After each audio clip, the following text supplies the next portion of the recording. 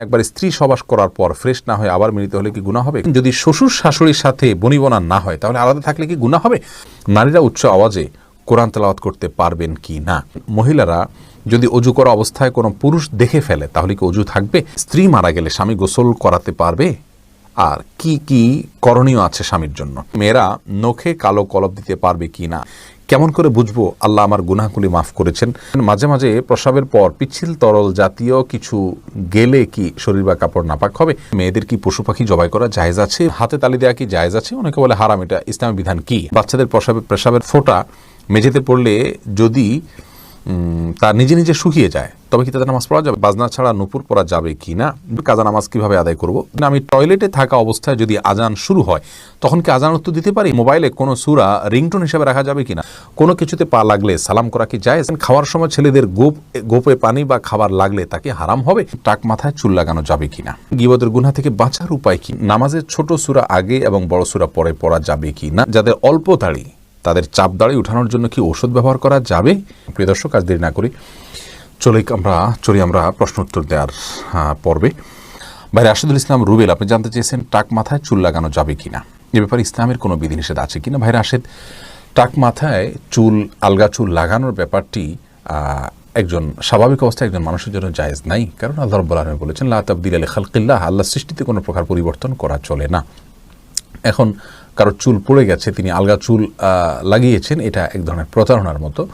যেমনিভাবে চুল সাদা হয়ে গেলে সেটাকে কালো করার যে একটা প্রবণতা, নিজের বয়স লুকানোর চেষ্টা, অথবা বয়স ছাড়াও অনেক সময় সাদা হয়ে থাকে, তো এই যে নিজের অবস্থার পরিবর্তন করার চেষ্টা, এই জিনিসটাকে ইসলাম ভালোভাবে দেখে না। অতএব এটাকে স্বাভাবিকভাবে রেখে দেওয়াটাই উচিত, এবং এখানে কোনো প্রকার লুকোচুরি করা এটা অনুচিত এবং অসুন্দর। মহিবুর রহমান প্রান্ত, আপনি জানতে চেয়েছেন নামাজের ছোট সূরা আগে এবং বড় সূরা পরে পড়া যাবে কি না? ভাই মহিবুর রহমান প্রান্ত, এভাবে নামাজ পড়লে নামাজ হয়ে যাবে। যেমন সূরা ফাতিহা পাঠ করার পর আপনি সূরা কাউসার পাঠ করলেন, এরপরে সূরায় আপনি ফালাক পাঠ করলেন, অথবা শুরুতে আপনি সূরা ইখলাস পাঠ করলেন, এরপরে সূরা ওয়াইলুল লিকুল্লি পড়লেন, তাহলে সেক্ষেত্রে প্রথম রাকাতে ছোট সূরা, বড় রাকাতে বড় সূরা পড়লেন। এভাবে নামাজ পড়লে নামাজ হয়ে যাবে, টেনশনের কোনো কারণ নেই। তবে এইভাবে নামাজ পড়লে নামাজটা সুন্দর হলো না, এটা যথার্থ হলো না, সুন্নাহসম্মত উপায় হলো না। সুন্নাহ হলো প্রথম রাকাত অপেক্ষা দ্বিতীয় রাকাত একটু ছোট হবে, এবং এভাবে আপনার এই পদ্ধতিতে আমাদেরকে সালাত আদায় করতে হবে, এটা হলো সুন্নাহ। এটার ব্যত্যয় করলে নামাজ হয়ে যাবে, বাট ইচ্ছাকৃতভাবে এরকম ব্যত্যয় করা উচিত নয়। রাসূল করিম সাল্লাল্লাহু আলাইহি ওয়াসাল্লাম বিভিন্ন হাদিস থেকে দ্বারা বর্ণিত হয়েছে যে তিনি সালাতের প্রথম রাকাতের কেরাত যতটুকু দীর্ঘ করতেন, তৃতীয় রাকাতের কেরাতকে তার চাইতে একটু কম দীর্ঘ করতেন। অতএব সেটা মেনে আমাদের সালাত আদায় করতে পারলে ভালো এবং সুন্নাহসম্মত হবে ইনশাআল্লাহ বিইذনিল্লাহ। আমরা নিশ্চয়ই চাইব আমাদের সালাতটা সুন্দর হোক। আল্লাহ তাআলা কোরআনে বলেছেন সালাতকে কায়েম করতে, অর্থাৎ যথাযথভাবে সুন্দরভাবে করতে। যার সালাত যত সুন্দর তার ঈমান, তার তাকওয়া তত সুন্দর। অতএব সুন্নাহসম্মতভাবে করার চেষ্টা করব, ইনশাআল্লাহ ব্যতিক্রম হলে নামাজ হয়ে যাবে। সাইদ জায়েদ, জোনায়েদ, আপনি জানতে চেয়েছেন যাদের অল্প দাড়ি তাদের চাপ দাড়ি উঠানোর জন্য কি ঔষধ ব্যবহার করা যাবে? ভাই সাইদ জোনায়েদ, ঔষধ ব্যবহার করে দাড়ি উঠানো এটা যদি স্বাস্থ্যের জন্য ক্ষতিকর হয়, ক্ষতিকর হওয়ার কথা স্বাভাবিকভাবে, যদি ক্ষতিকর হয় তাহলে কিন্তু এটা করা জায়েজ নাই। আল্লাহ রাব্বুল আলামিন বলেছেন ওয়ালা তালকু বিআইদিকুম ইলা তাহলুকা, তোমরা নিজেদেরকে ধ্বংসের দিকে, ক্ষতির দিকে ঠেলে দিও না। অতএব এমন কোনো ঔষধ ব্যবহার করা যাবে না যে ঔষধ ব্যবহার করলে আমাদের ক্ষতি হতে পারে। আর যদি কোনো প্রকার ক্ষতি না হয় তাহলে সেক্ষেত্রে দাড়ি গজানোর জন্য তিনি যদি কোনো মেডিসিন ইউজ করতে পারেন, কোনো অসুবিধা নেই। তবে মনে রাখা উচিত আল্লাহ রাব্বুল আলামিন তাকে যেভাবে সৃষ্টি করেছেন সেটার উপরে সন্তুষ্ট থাকা, এটার মধ্যেই কল্যাণ নিহিত আছে। চাপদাড়ি বা গালভর্তি দাড়ি হলে অনেক সুন্দর দেখা যাবে, সন্দেহ নাই, কিন্তু আল্লাহ রাব্বুল আলামিন আমাকে যেভাবে সৃষ্টি করেছেন, আল্লাহর এই ফয়সালায় সন্তুষ্ট হয়ে যাওয়া, এটার ভিতরেও কিন্তু এক ধরনের তৃপ্তি আছে, এর মধ্যে এক ধরনের শান্তি আছে। এই জন্য এই ধরনের পথগুলো অবলম্বন না করা ভালো। কিন্তু যদি স্বাস্থ্যের জন্য ক্ষতিকর কিছু না হয় তাহলে করতে পারেন, কোনো নিষেধাজ্ঞা নেই। তামান্না ইসলাম সেতু, আপনি জানতে চেয়েছেন মেয়েদের কি পশু পাখি জবাই করা জায়েজ আছে? বোন, অবশ্যই জায়েজ আছে। মুরগি, হাঁস, এই জাতীয় পশু পাখি, গরু, এগুলো জবাই করার ক্ষেত্রে অনেক উদাহরণ আমাদের সমাজে আছে। যেমন ভাই বোন দুজন মিলে একসাথে গরু জবাই করতে পারবেন না শেয়ারে, তারপরে আপনার মেয়েরা গরু বা ছাগল বা কোনো পশু জবাই করতে পারবেন না, গোসল ফরজ অবস্থায় গরু ছাগল জবাই করা যাবে না, স্বামী স্ত্রী একজন ধরবেন একজন জবাই করবেন এভাবে করা যাবে না, এরকম নানাবিধ কথা আমাদের সমাজে প্রচলিত আছে। এগুলো সবগুলো ভ্রান্ত ধারণা। ছেলেরা যেমন জবাই করতে পারবেন, মেয়েরাও কিন্তু সেভাবে আপনার জবাই করতে পারবেন, কোনো অসুবিধা নেই। জবের যে শর্ত আছে বিসমিল্লাহ আল্লাহু আকবার বলে জবাই করে ফেলবেন। মোহাম্মদুল্লাহ হাবিব আপনি জানতে চেয়েছেন, হাবিবি আপনি জানতে চেয়েছেন রেস্টুরেন্টে মুরগি দ্বারায় তৈরি কোনো খাবার গ্রহণের সমস্যা আছে কি, বিশেষ করে ড্রেসিংয়ের ব্যাপারে? দেখুন, রেস্টুরেন্টে মুরগি খেতে পারেন যদি আপনার কোনো হারামের কোনো আলামত না থাকে বা প্রবল কোনো সন্দেহ না হয় যে এখানে হারামের মিশ্রণ আছে। শুধু খুঁতখুঁতে স্বভাবের কারণে এটাকে বর্জন করার হারাম মনে করার কোনো কারণ নেই। আর ড্রেসিংয়ের বিষয়ে ডক্টর খন্দকার আব্দুল্লাহ জাহাঙ্গীর রহমানুল্লাহর গবেষণা সবচেয়ে আমার কাছে সমৃদ্ধ এবং যুক্তিসঙ্গত মনে হয়। আব্দুল্লাহ জাহাঙ্গীর রহমাহুল্লাহর গবেষণাটির আগে আমরা ভিন্ন যে গবেষণা আছে সেটা বলছি। আমাদের দেশে অনেক ওলামা একরাম মনে করেন যে মুরগির ড্রেসিং করলে সে মুরগি খাওয়া জায়েজ নাই, এবং সেক্ষেত্রে তাদের যুক্তি হলো যে মুরগি জবাই করার পর তার পেটে যদি ড্রেসিং বলতে নাড়িবুড়ি বের করা ছাড়া যদি ড্রেসিং করা হয়, তার পেটে যদি নাড়িবুড়ি থাকে ওই অবস্থায় যদি গরম পানিতে চুবানো হয় চামড়াটা পৃথক করবার জন্য, তাহলে সেক্ষেত্রে আপনার ভেতরের যে নাপাকগুলো আছে, তার মল আছে, নাড়ি ভুঁড়ির ভেতরে ময়লা আছে, সেগুলো গোশতের সাথে মিশে যেতে পারে। তাহলে নাপাক মিশে গেলে আর খাওয়া যাবে না। এই জন্য ড্রেসিং এভাবে করা, অর্থাৎ পেটে নাড়ি ভুঁড়ি রেখে পানিতে গরম পানিতে ড্রেসিং করা ওলামা একরাম নাজায়েজ বলেন। আর আব্দুল্লাহ জাহাঙ্গীর রহমাহুল্লাহ যুক্তি হলো যে আসলে যেহেতু এটা কয়েক সেকেন্ডের ব্যাপার, জাস্ট চুবানো হয় এবং উঠানো হয়, এই কয়েক সেকেন্ডের মধ্যে আপনার ওই নাড়ি বুড়ির যে ময়লা সেটা গোশতের মধ্যে চলে যায় না, পৌঁছে যায় না। এটাই হলো বাস্তবতা। এত অল্প সময়ের ভিতরে এটা পৌঁছে যায় না। কয়েক সেকেন্ডের গরম পানিতে থাকলেই যে এই নাপাকটা ওখানে মিশে যাচ্ছে সে তেমনটি বলা যায় না। বিশেষ করে সে মুরগিতে নাপাকের কোনো গন্ধ, বর্ণ, আলামত কিছুই থাকে না। তাহলে সেক্ষেত্রে এভাবে ড্রেসিং করলে মুরগি খাওয়া যাবে না, এমনটি সঠিক নয়। আর এই মতটাই আমার কাছে বেশি যুক্তিসম্মত মনে হয়। এরপরে ফাহিম আপনি জানতে চেয়েছেন স্ত্রী মারা গেলে স্বামী গোসল করাতে পারবে আর কি কি করণীয় আছে স্বামীর জন্য।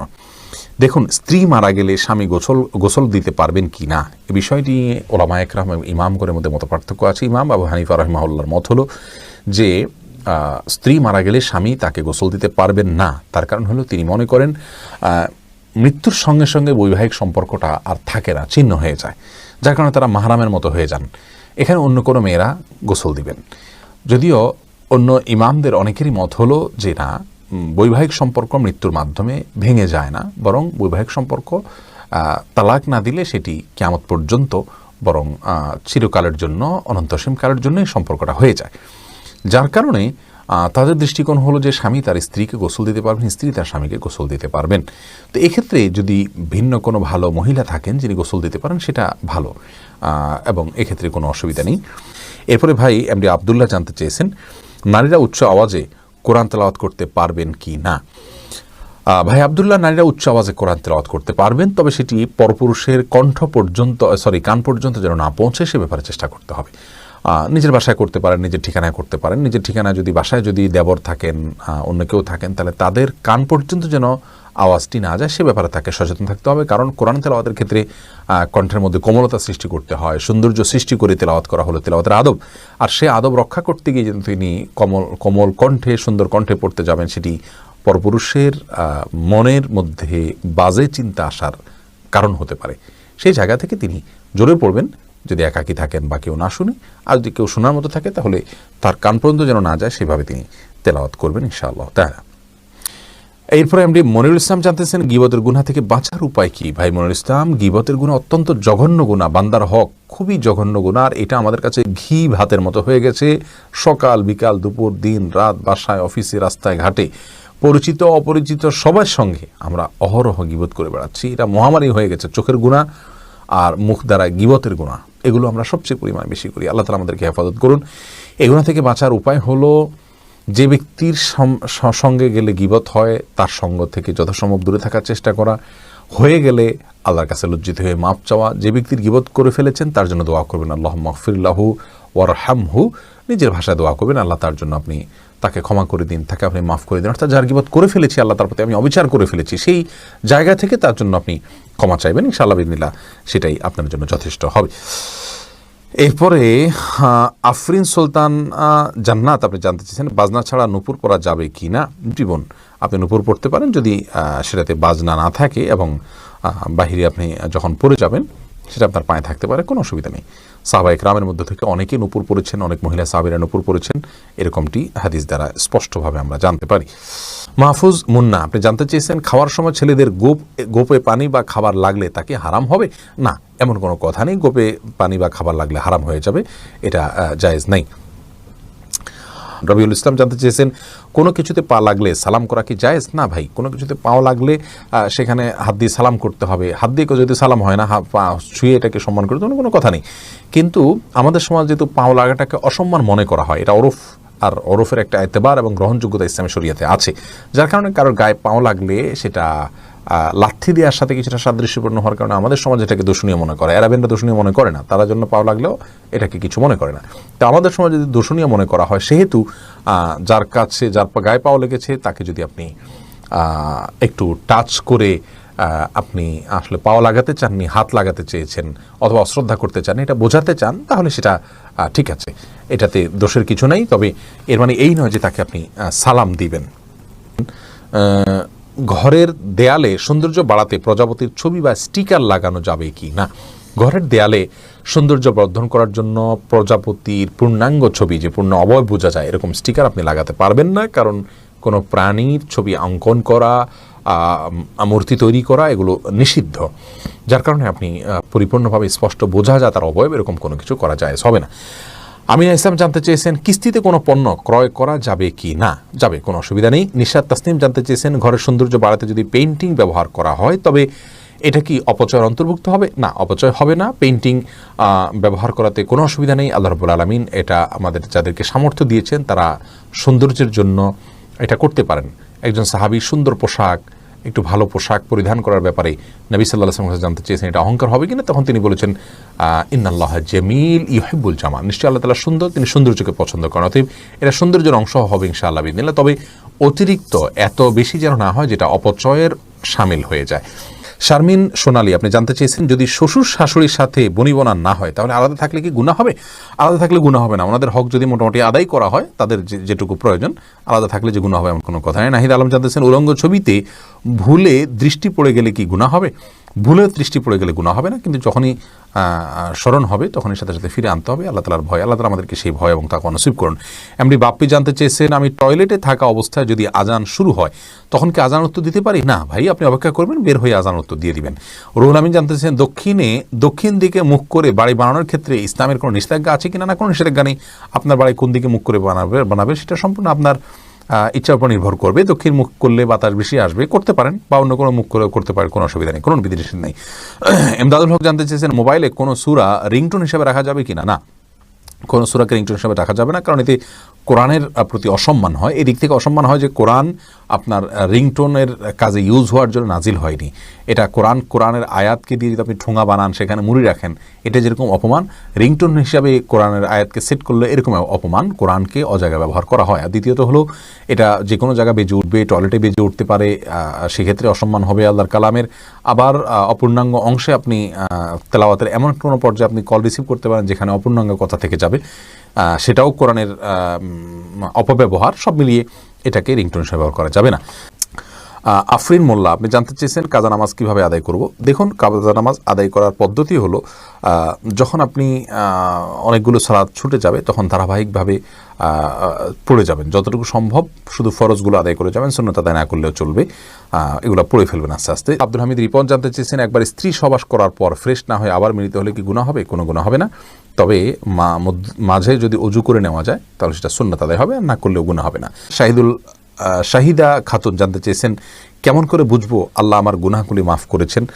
এটাকে নিশ্চিতভাবে বোঝার কোনো উপায় নেই বোন শাহিদা, তবে আল্লাহ রাব্বুল আলামিন আপনার গুনাহ মাফ করেছেন তার আলামত হিসাবে আপনি গুনাহ থেকে বেঁচে থাকার সুযোগ পাচ্ছেন, তওবার তৌফিক পাচ্ছেন, এবং ভালো কাজ করার তৌফিক পাচ্ছেন। এগুলোকে আপনি আলামত হিসাবে ধারণা করতে পারেন, কাউন্ট করতে পারেন, তবে নিশ্চিতভাবে বলার কোনো সুযোগ নেই। এই জন্যই তো আল্লাহ রাব্বুল আলামিনের কাছে তওবা আমরা মৃত্যু পর্যন্ত করে যাব, মাগফিরাত আমরা মৃত্যু পর্যন্ত চেয়ে যাবো ইনশাআল্লাহ বিদিনিল্লাহ। মামুন চৌধুরী জানতে চেয়েছেন বাচ্চাদের পেশাবের ফোঁটা মেঝেতে পড়লে যদি তা নিজে নিজে শুকিয়ে যায় তবে কি তাদের নামাজ পড়া যাবে? যদি দিন দিন শুকিয়ে যেমন কোনো আলামত না থাকে তাহলে সেখানে নামাজ পড়া যাবে। আব্দুল মমিন জানতে চেয়েছেন, মহিলারা যদি অজু করা অবস্থায় কোনো পুরুষ দেখে ফেলে তাহলে কি অজু থাকবে? দেখুন ভাই আব্দুল মমিন, অজু করা অবস্থায় কোনো পুরুষ দেখলে অজু ভাঙবে এমন নয়, তবে সেটা যদি ইচ্ছাকৃত দেখেন তাহলে গুনাহ হবে, আর অনিচ্ছাকৃত হলে গুনাহও হবে না, কিন্তু এই দেখার সাথে অজু ভাঙার কোনো সম্পর্ক না, অজু থাকবে ইনশাআল্লাহ। এমডি নাসির উদ্দিন জানতে চেয়েছেন, মাঝে মাঝে প্রস্রাবের পর পিচ্ছিল তরল জাতীয় কিছু গেলে কি শরীর বা কাপড় নাপাক হবে? যদি শরীরে লাগে তাহলে সে অংশটা ধুয়ে ফেলবেন, কাপড় লাগলে সে অংশটা ধুয়ে ফেলবেন, বাস তাহলেই চলবে। নাপাক হবে যেটুকু লাগবে সেটুকু জায়গা। জহিরুদ্দিন মোহাম্মদ বাবর জানতে চেয়েছেন, হাতে তালি দেওয়া কি জায়েজ আছে? অনেকে বলে হারাম, এটা ইসলামের বিধান কি? হাতে তালি দেওয়া এটাকে হারাম বলার সরাসরি কোনো সুযোগ নেই, তবে অবাক করা কোনো কিছু, ভালো কিছু দেখলে মুখে সুবহানাল্লাহ বলা, আশ্চর্য হলে সুবহানাল্লাহ বলা, মাশাআল্লাহ বলা, এটা হলো সুন্নাহ, হাতে তালি নয়। কিন্তু যদি কেউ হাতে তালি দেন তাহলে সেক্ষেত্রে হারাম হয়ে যাবে, এটা মোটেও সঠিক নয়। খোকর মিজি জানতে চেয়েছেন, মেয়েরা নখে কালো কলপ দিতে পারবে কি না? নখে যদি কলপ দেন এবং তাতে যদি আলাদা আবরণ পড়ে যায় যেটা খোসার মতো উঠে, তাহলে সেক্ষেত্রে ওইটা দিয়ে উজু করলে উজু হবে না। পিরিয়ড চলাকালীন সময় দিতে পারেন, আবার পিরিয়ড ভালো হওয়ার আগে সেটা তুলে ফেলতে হবে।